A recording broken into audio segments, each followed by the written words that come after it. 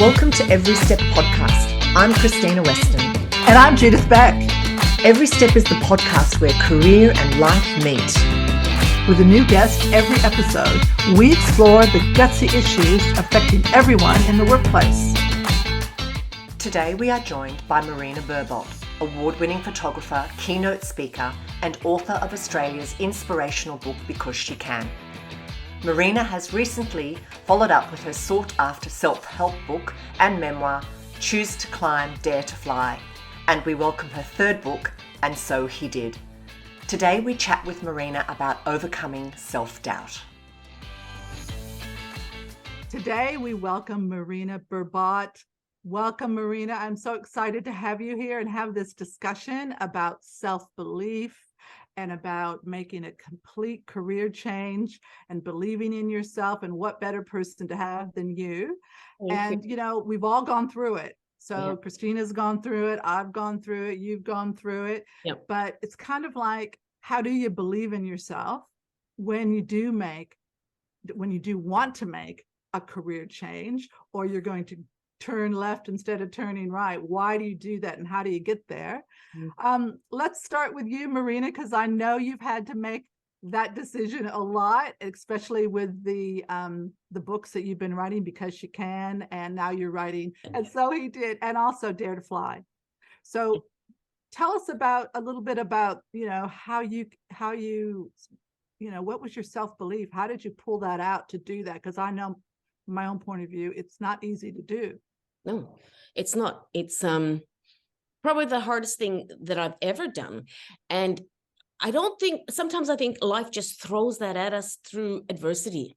Sometimes I think we have to be in a position or in somewhere in life where we think, you know what, I've got it. I'm fearing failure all my life. And I don't know, what if I fail? What if? But God, like Deshauna Barbara said, I'm terrified of regret. And I got to that point in my life where, you know what, something has to give. But no one came knocking at the door. Do you know what I mean? It's almost like I always expected someone to say, I know you're really creative and I know you're this, that.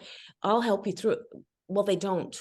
I was an award-winning photographer, but I didn't take that anywhere because of fear and holding myself back without believing in myself.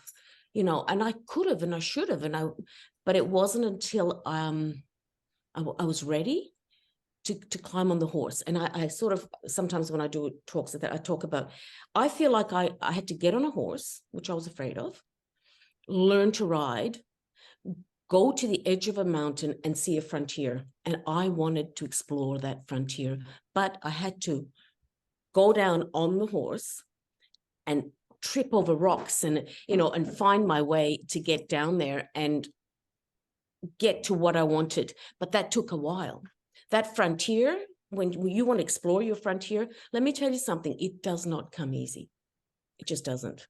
Yeah, it doesn't come easy. I know I've been at crossroads many, many times in my career. Sometimes it was just a job change. Other times I went through a significant life event and then retrained. I retrained in energetic healing and mind-body counseling. This is about 10, 15, 20 years ago. And I thought I was going to be an energetic healer and I was going to turn my back on corporate. And I never did that. I didn't do that in the end for a whole bunch of reasons. But I think a lot of it was, you're right, fear-based. It was fear of being judged. Oh, it wasn't a serious profession. I wasn't going to make money from it. So there's all of these limiting beliefs that we have about things that we're passionate about that stop us from actually doing it. It's shame, the shame of failure. It is. It's the shame of failure. What will they think if here I go again? I've got this brainwave, and they're going to think, oh my God. But you will not move forward until you start to invest in you and totally build a powerful relationship with yourself. It is so true. That is where you have to kick yourself up the butt a few times, and you have to unravel, and you have to get curious, and you have to get real. And that's not easy. Get truthful about who am I? How far can I go? How did you do that process? Did somebody help you? Were you coached, or did you just have the ability to have that introspection and that conversation with yourself about it. How did you actually do it? I had a list on my table, on my desk, and I used to write down women's names that I thought were interesting and empowering and that inspired me. And I thought one day, you know what, on my pillowcase at night to myself, where I was free of no judgment, because that's where I could truly open up and say, this is what I'm going to do. But no one's listening except me. I'm going to write a coffee table book, and I'm going to use these women. I'm going to put my photos in there. It's going to be, and then I'd wake up in the morning and I'd get back on the treadmill of life. And I haven't got time for that. Well, who's going to listen to me anyway? And the negative thoughts, you know, the boxing gloves were always on. Heaven forbid I made a mistake, because perfectionism is also a horrible thing. And I had guilty. And there's nothing more fear-based and underpinned than perfectionism. And I had a lot of that, and fear of shame, until my father died. When my father died, my whole perspective on my outlook on everything changed, because that was final. There was no turning back. There was no retrieving it. There was no, how do I bring him back? And I thought, how am I living my life? It was like he put a mirror in front of my face and said, you know what, Marina, through my death, you're going to look at your life. And I did. What a gift. What a gift. Well, it was. And you know what? It came at the lowest. And I think for me personally, I don't know about you ladies, but when I'm pushed to a wall, when I'm really pushed, is when I perform the best. When I'm at my wit's end, then I find courage, and that's what I didn't have too. I had to find that self-belief and courage. And it was one night being at my desk, and I looked at that list, and I was editing photos. I don't know what I was doing, but and my son and my husband, one was snoring, the other one was killing some alien on Xbox, and I started to clean the desk, because I thought, I'm not going to go to bed before I clean, and a tear dropped, and I looked at it, and I had this tissue. I had my cloth, and I wiped it, because I thought, I haven't got time to cry. And then another tear dropped. And I thought, haven't got time to cry. Got other things to do. And I started to sob, and I couldn't clean up anymore. And I just sat there and I sobbed, that primal cry that we all have once in a while, that primal cry that really brings you to reality, where you cannot hide. There's no more hiding. You have to stop hiding, you know. And it was, what are you crying for? And my life was flashing before my eyes. The fear, the little girl that was brought into this two cultures, you know, my European culture, I was trying to fit in here, there, and everywhere. The bullying when I was a child, you know, it was one of those nights where the pain was mine and it was for me to feel.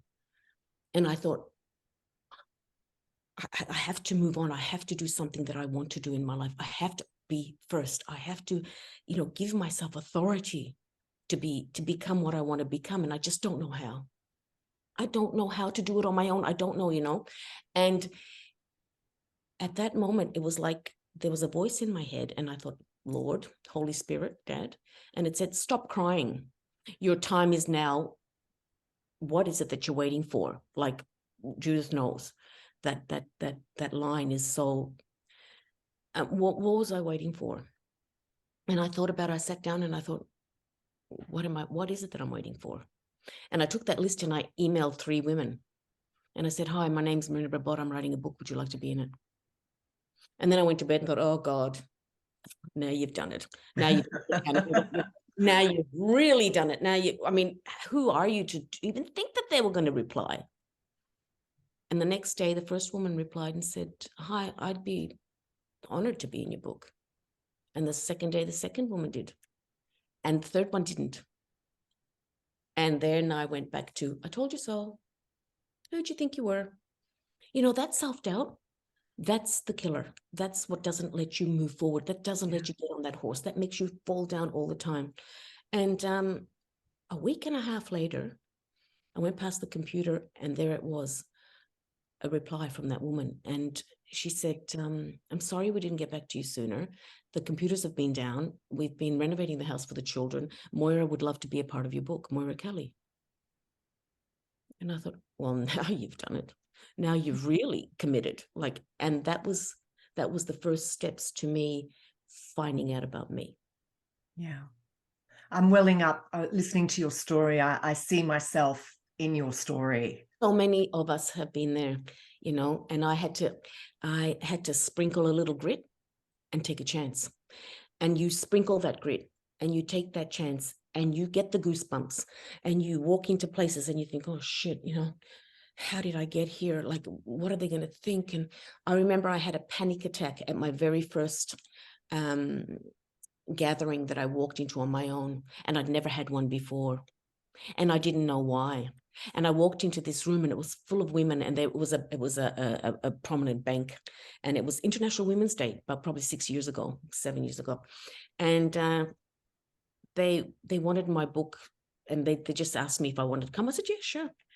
And I walked in and all of a sudden, I don't know what happened, but I couldn't swallow.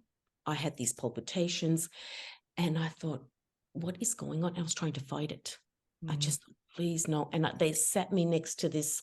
There was one guy there and he had to be the CEO of the whole system. And he was trying to talk to me. And I thought, oh my God, don't talk to me. I thought, I cannot speak. And I remember the bowls were, instead of being flat, they were like that. And it was salmon on top of couscous. I'll never forget it. And I put my knife down and it flung in the air. And it landed, and I thought, oh my God, you know, everything that could have gone wrong had gone wrong, you know, that one of those times. And a piece of couscous landed on my lapel. And I thought, oh God. So I flung it instead of being dainty and picky, you know, doesn't matter. You know, nobody's noticing. And I'm thinking, and I'm having this, mind you, I'm having a panic attack. And I fling it across the table. And then I thought, oh my God, it was just a horrible, horrible. It was one of the worst feelings. And I thought, but why? Why do you have that much self-doubt and that much you know, well, how could I say it? Non-belief in yourself that you got into this state. And I had to work through that. And that took years of working through, you know, believing in yourself, believing in your dreams, believing in you can go forward, you can move on. You just have to start trusting in that one person that'll back you no matter what, and that's you. Yeah, that's the only person that can back you no matter what. And it's interesting, we do wait to get tapped on the shoulder, and Judith and I have talked about this a lot over the years, and it's been decades where women in particular, we wait to be tapped on the shoulder. Yeah. We wait for someone to say we're good enough. Yeah. We wait for someone to say you're okay. A shining light. So we're waiting. Yeah, but we won't. And then I think we also need someone. There has to be I think we all need to find someone that we totally can trust and someone that sees us for our good and our bad. Because as good as we are, we can have our sides to us that are not so good. Someone that can say to you, you know what? You're capable. The first time I heard those words, you're capable, was from my friend Cynthia, and she's my someone. She's my go-to, my Cynthia. And, you know, when I'm done, but Marina, you're capable. Look at what you've done. Look. And then I have to almost reassure myself, like, oh, yeah, you know, I think I am. I think, look at what I've done. Look at where I've been. But my advice to anybody is to think, you cannot just listen to something or read a book and say, oh, that's it. I'm good now. You've got to do the work. You've got to do the work. And your journey and Judith's journey, and we all have a different journey. We've all got a different past. We're all triggered by different triggers. We all need different tools, but we're looking for the same thing.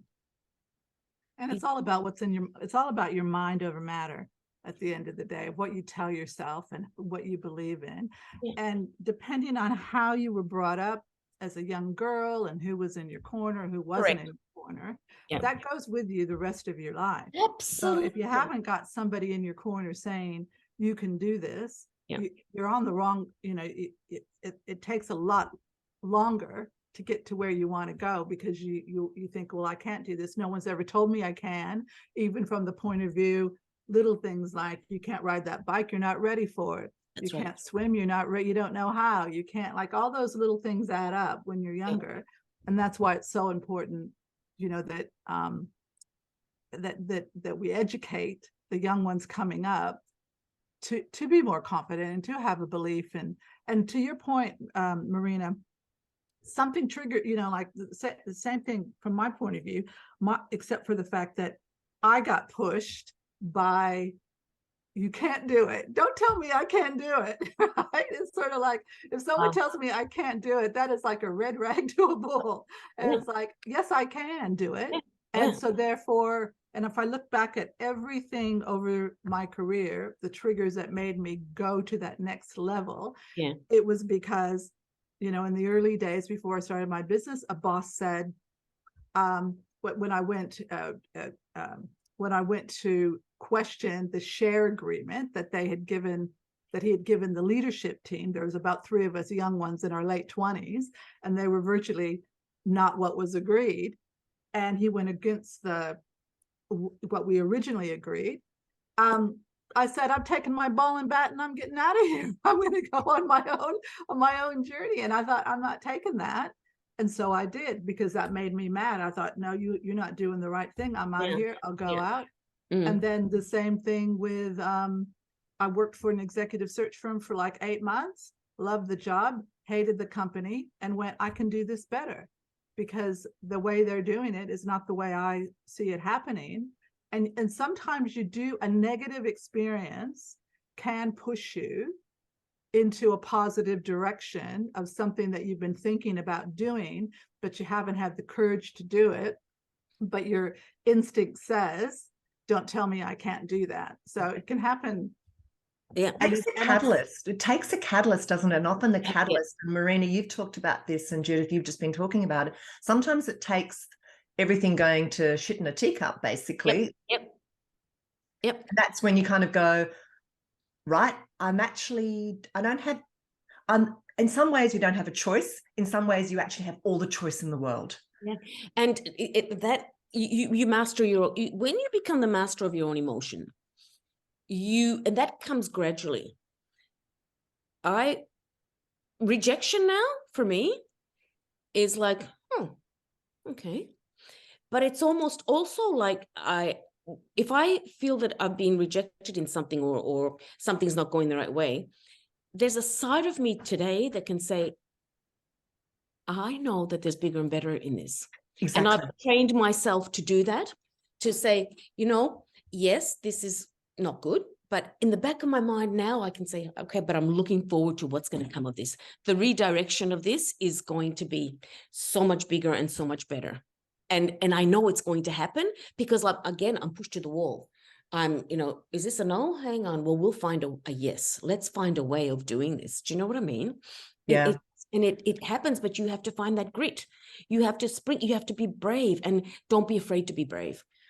Don't be afraid to ask, to use other people's shoulder to ask, listen to what's going on, and learn, and become a little bit bolder. And no is not a complete sentence. Sometimes it is, and sometimes it's not. It might be a not yet. It might be a no, which is creating an opportunity for something bigger and better. Exactly. And it's the challenge is to stay in trust, is to trust yourself, and to trust that it will turn out, and to change that conversation with yourself, because you're spot on, Marina. It's, we've had in my business with my husband, and in businesses that I've had on my own, a lot of the times things have gone wrong, and you step back and you go, okay, what have I learned from that?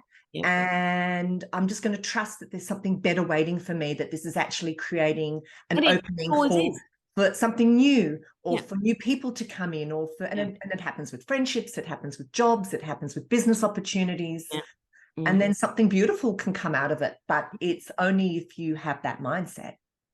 And that takes work. Takes work. And you have to be able to separate the naysayers, the ones who say, no, I don't think you should do this. The time's not right for you. Yeah. And your extreme and your passion to do it, and your gut instinct, because sometimes people will say, don't do it. When I did start my executive search firm, it was during the recession we had to have years and years, 25 plus years ago. And everybody said, why are you starting an executive search firm when companies are downsizing 1,000 people here, this, that, and everything? And I went, because this is the best time to do it, because people will talk to me and I'll be able to, my overheads will be low. I'll be able to talk to just about every executive there is, because they'll all think, well, I might need her sometime. And it worked.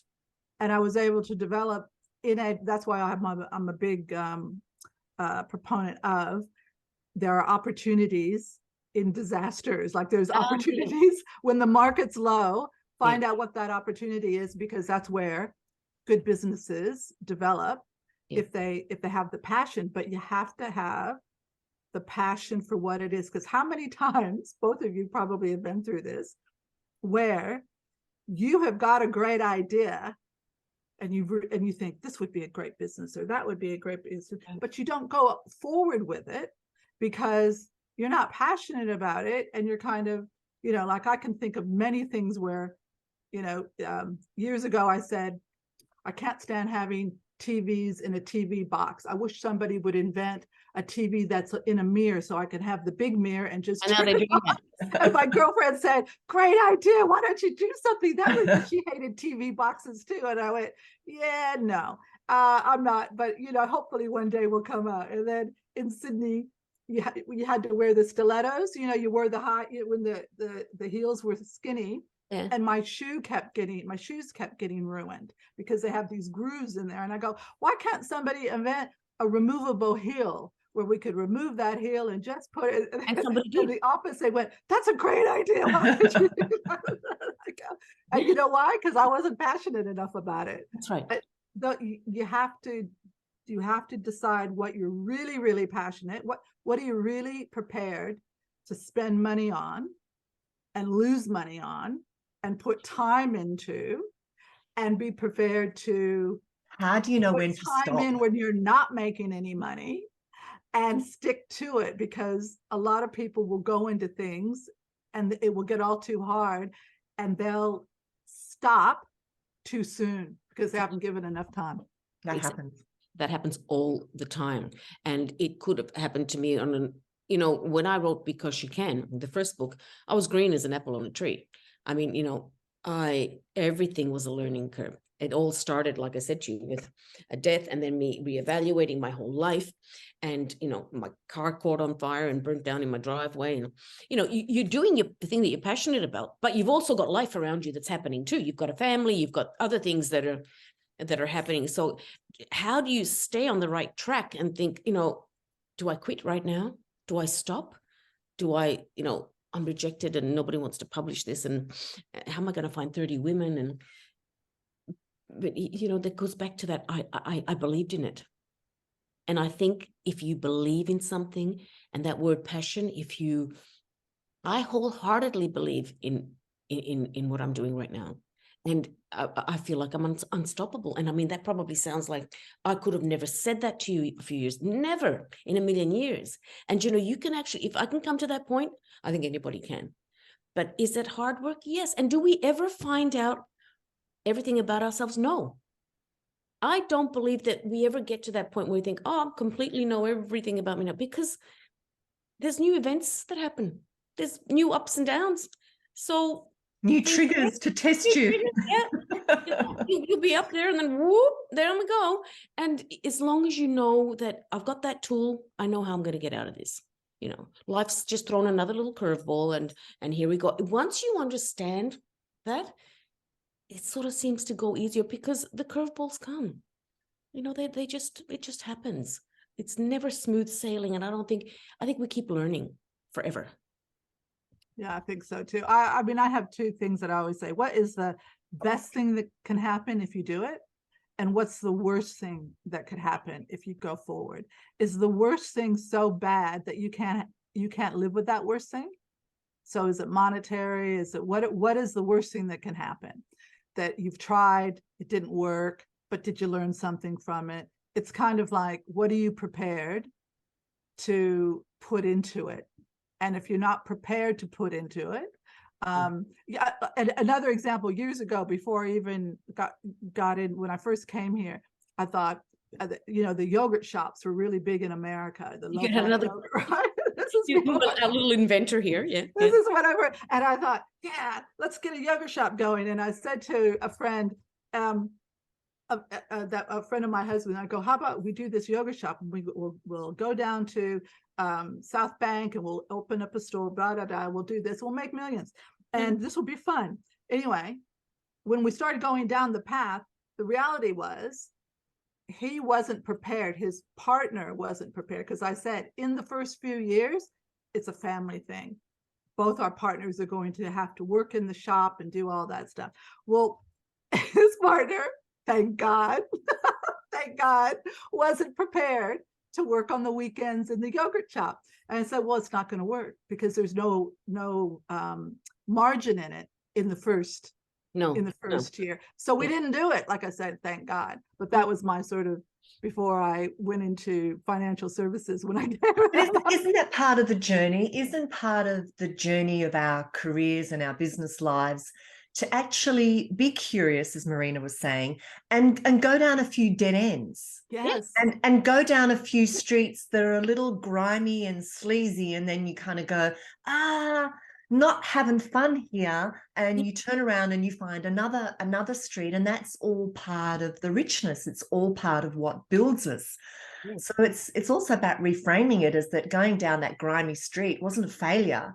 It actually enriched us and gave us the information that made us able to sit here and have this conversation that we couldn't otherwise have had if we hadn't have had this richness of experience. But Krystyna, what it is today, I'll get to the top of the grimy street. I won't go down it anymore. Yeah.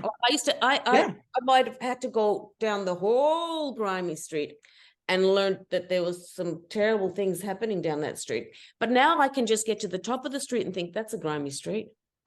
Not for me. Not for me. I don't need to go down that grimy street. And it's like with people that I meet now, you know, I am not so, there's boundaries.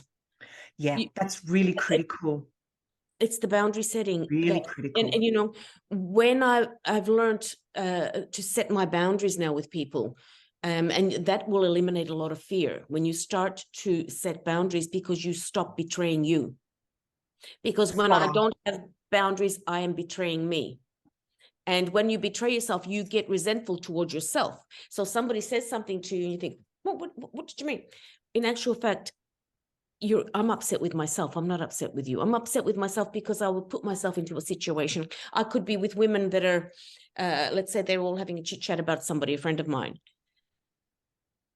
And I don't say anything about it. And I walk away and I think, well, I've just betrayed myself.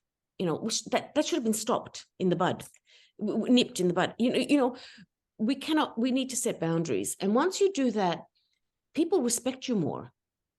You know, I'm not going down that street. Sorry. And that's true for our personal lives and our business lives and our lives in corporate environments. Yeah. In a nice so way. Important. Yeah.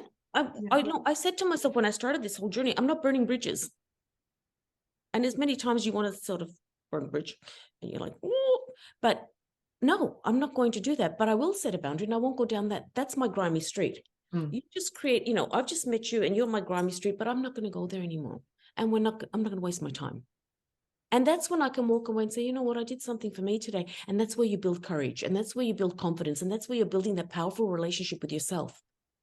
And and it just becomes a little bit stronger and stronger. And the fear sort of starts to subside and you start to grow within yourself, or you start to believe in yourself. I think that's a big issue, and you touched on it right at the beginning, and it's come up again now. It's we have this issue with being selfish, and it's like there's something bad about being selfish because the word itself isn't a great word. But if we reframe it in terms of that I love myself enough to actually do this, then you don't have all those negative connotations around that word being selfish. But it really is, if we don't put ourselves first, and that doesn't mean to be nasty or anything like that, but if we don't put ourselves first with boundaries, with making choices that are healthy for us, who else will? No one. It just doesn't happen. And that's what you learn. You know, this is me. This is my life. This is my life. This is what I've got. I have to make the best of what I've got here right now.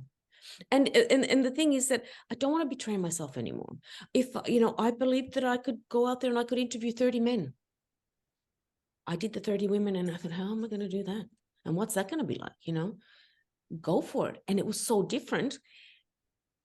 But it was very freeing because, I had to go down grimy street to go down the pretty street with the yogurt stand,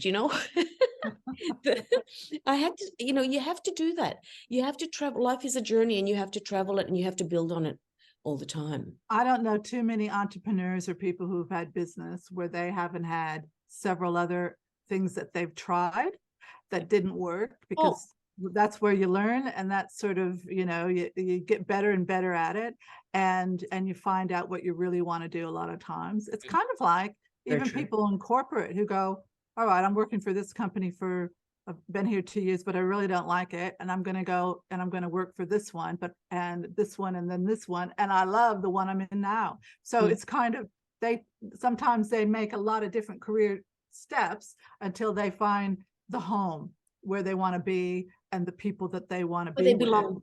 Yeah. And they learn. Their tribe. They tribe. learn. Correct. Yeah, it's your tribe. And when you find that, and you find that with friendships. Correct. You find that with people that you meet, and some people they become your tribe, That's exactly right. And that's friendships, as you get older, your standards are probably stronger because you think, I'm not going to waste time with these people who aren't making time, or that I don't have an alignment with.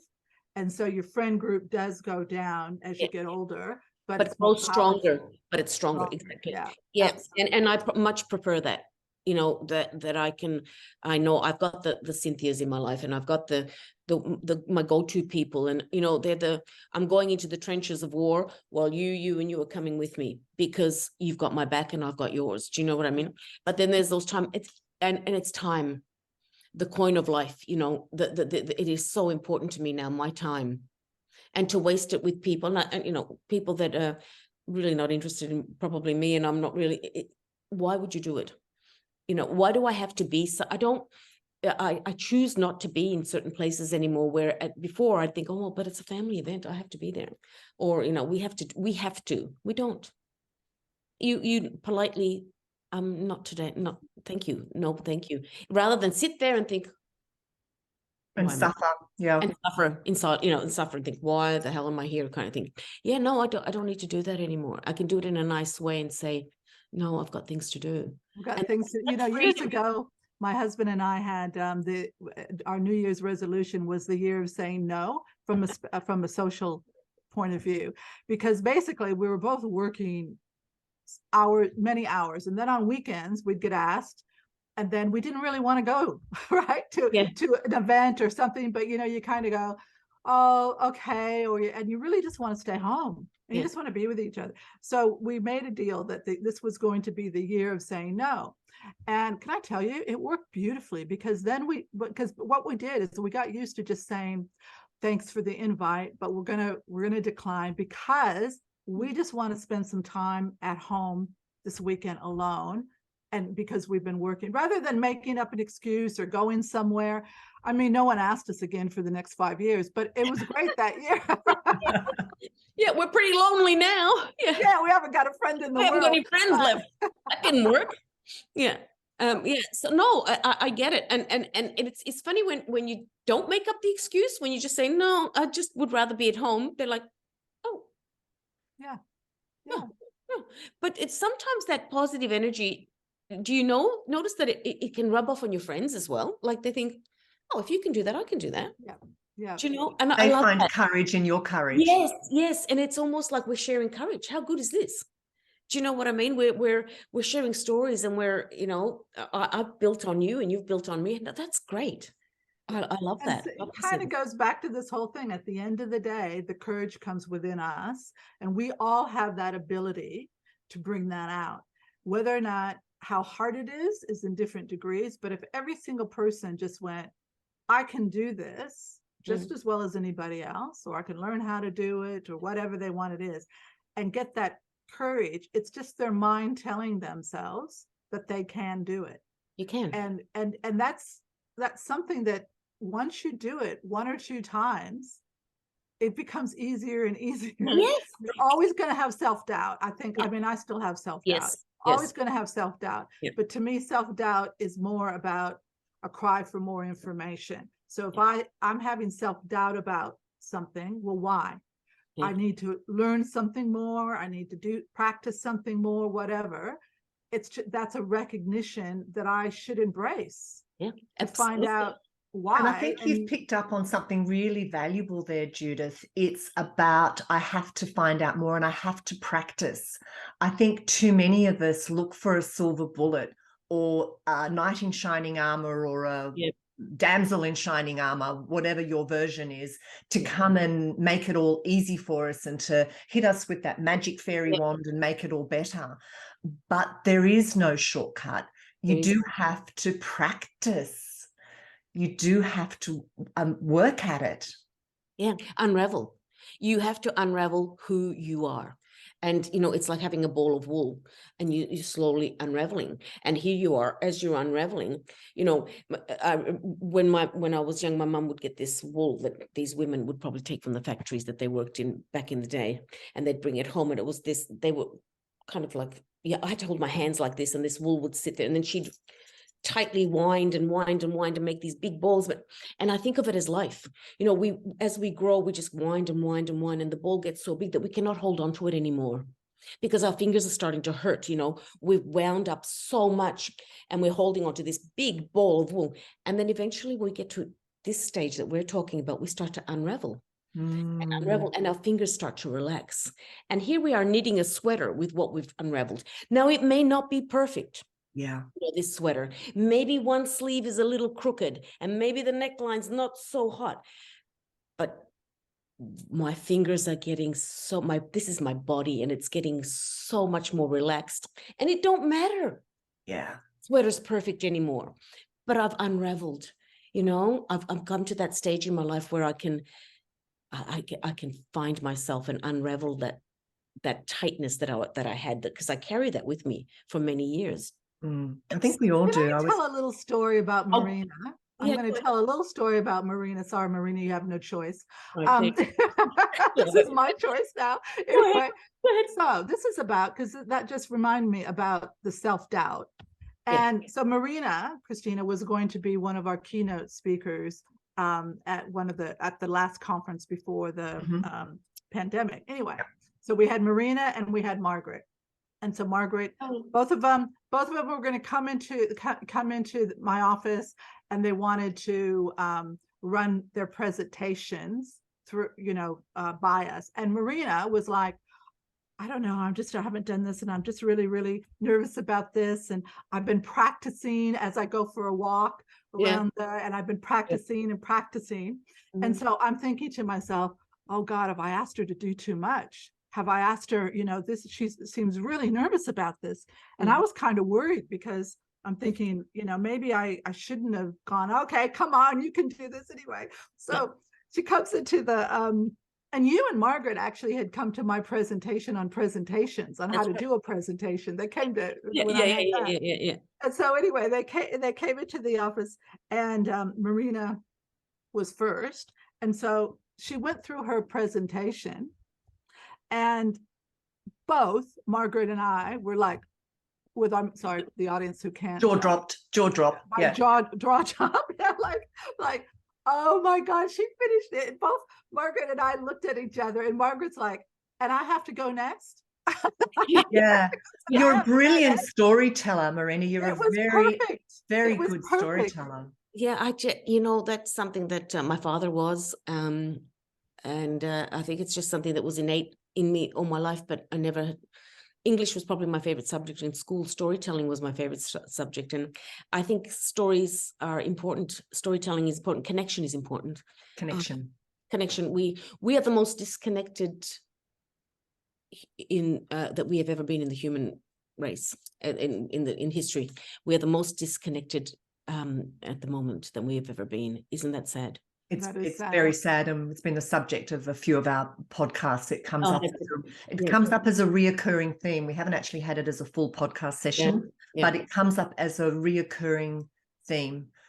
when we talk about community, when we talk about business life, when we talk about remote work, when we talk about digital, disconnection comes up repeatedly.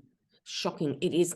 Do you know, even speaking to I've just interviewed 30 men for this book that I'm doing.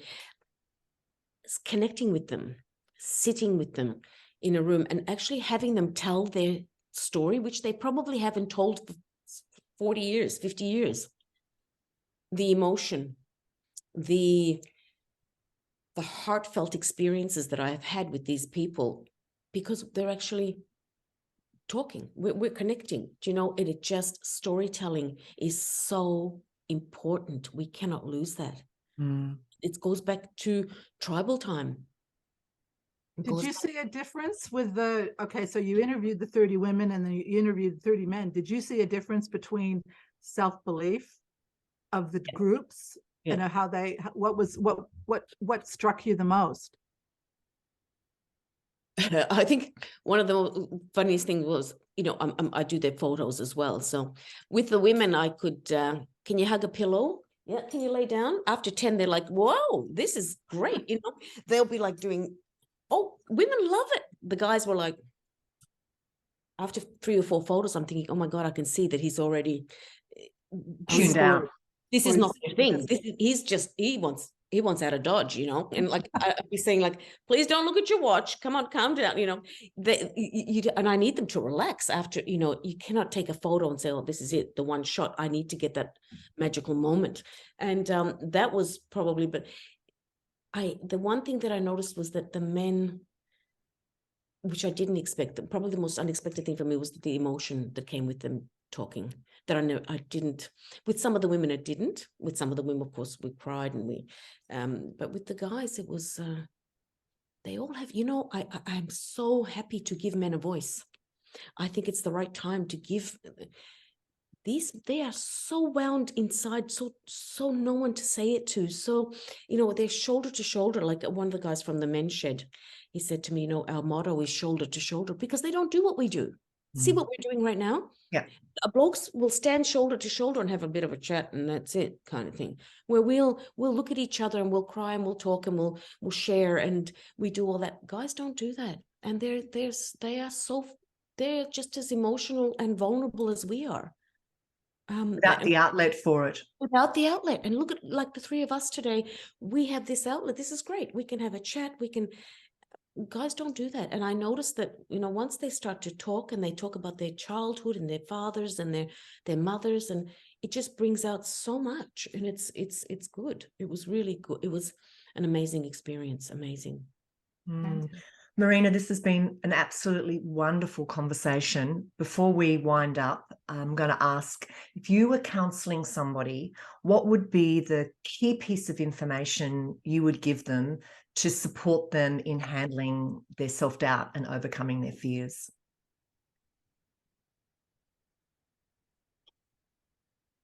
Start by not being led by the fears in your mind. Start by, and that is a Bennett's quote, and it's with me all the time, but try to start being led by the dreams in your heart. You know, the dreams in your heart, the truth, get it off the pillowcase. Every day is another day of your life. Tomorrow's another day. Take one small step every day. The journey is going to be there for the rest of your life, but make it a worthwhile one. Have no regret. Beautiful. Judith?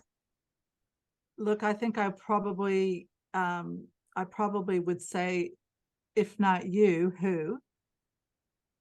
If not now, when?